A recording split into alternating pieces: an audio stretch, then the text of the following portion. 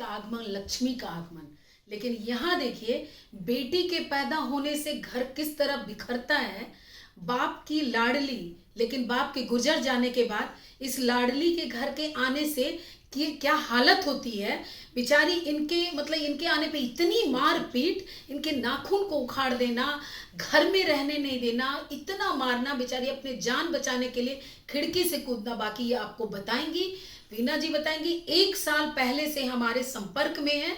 हम लोगों ने बहुत समझा, वीना जी समझा बुझा के यहाँ रखी, क्योंकि घर बसाना महिला विकास मंच का काम है। लेकिन फाइनली जो होता है ये आपको बताएंगी। बताइए गायत्री जी।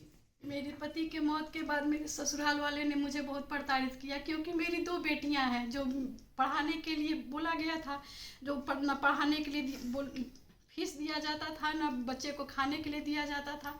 बहुत मारा जाता था, टॉर्चर करती थी।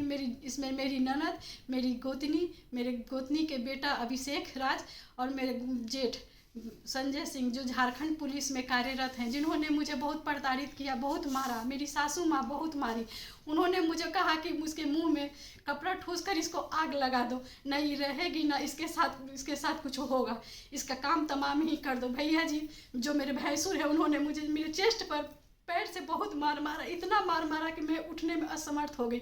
उस समय सारे लोग कह रहे थे कि झूठ मूठ का ड्रामा कर रही है, और मेरी सास बाल नोच नोच के मार रही थी, थप्पड़ थप्पड़ मार रही थी। मेरा जो गोतनी का बेटा हुआ अभिषेक राज, वो मेरा गर्दन दबा रहा था।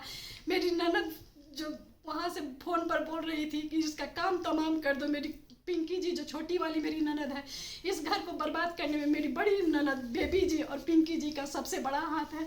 मैं आप सबसे रिक्वेस्ट करती हूँ, पहले भी आप आ चुकी थी दीदी, जिन्होंने आप बहुत हमारी मदद की थी, लेकिन किसी कारणवश आपने भी मुकर गया था कि नहीं हो सकता है, इसी का गलत होगा। मेरी ननद आकर इनका माइंड वॉश कर दी। उसके बाद फिर भी मैं संपर्क में रही कि कहीं ना कहीं से मुझे गुहार लगाई हूँ तो कहीं ना कहीं मुझे न्याय मिलेगा। मैं आप सबसे रिक्वेस्ट करती हूँ कि आप सब मुझे न्याय दें, मेरे लिए नहीं तो मेरे बच्चों के लिए।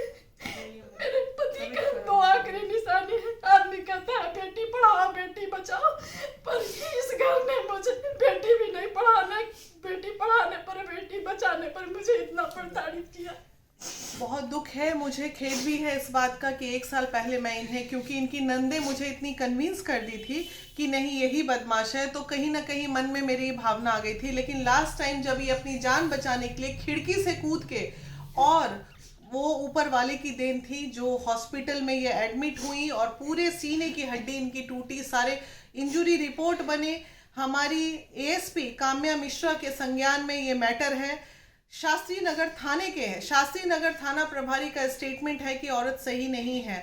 ये आप कैसे अंदेशा लगा सकते हैं कि औरत सही नहीं? मेरी बात इनके जेठ से लगातार हो रही है। उन्होंने 2 दिन पहले मुझे ये धमकी दी है कि मैं उस घर को ही बेच दूंगा तो ये लोग कहाँ जाएंगे। मैं आप तमाम बिहार वासियों से अनुरोध करती हूँ और करनी सेना राजपूत टीम से मैं अनुरोध करती हूँ कि आपकी 3 बहनें और 3 बेटियों की जिंदगी दांव पे लगी हुई है, इसलिए आप अपने समाज की बेटियों की इज्जत बचाने सामने आइए। क्योंकि कहीं ना कहीं मुझे ऐसा लगता है कि इस केस में मुझे शक्ति प्रदर्शन करना पड़ेगा, और मुझे राजपूत सेना वालों से बहुत उम्मीद है कि आप मेरी मदद करेंगे। क्योंकि यकीन मानिए, जहां महिला गलत होती है हम खुल के ये बात बोलते हैं कि महिला की गलती है, लेकिन यकीन मानिए इस बार गलती सिर्फ और सिर्फ इनके ससुराल वाले की है। तो इसलिए ये 3 बच्चियों का जान बचाना हमारा कर्तव्य बनता है। प्लीज़ इस वीडियो को तब तक शेयर कीजिए जब तक इस महिला को न्याय नहीं मिल जाता है। धन्यवाद।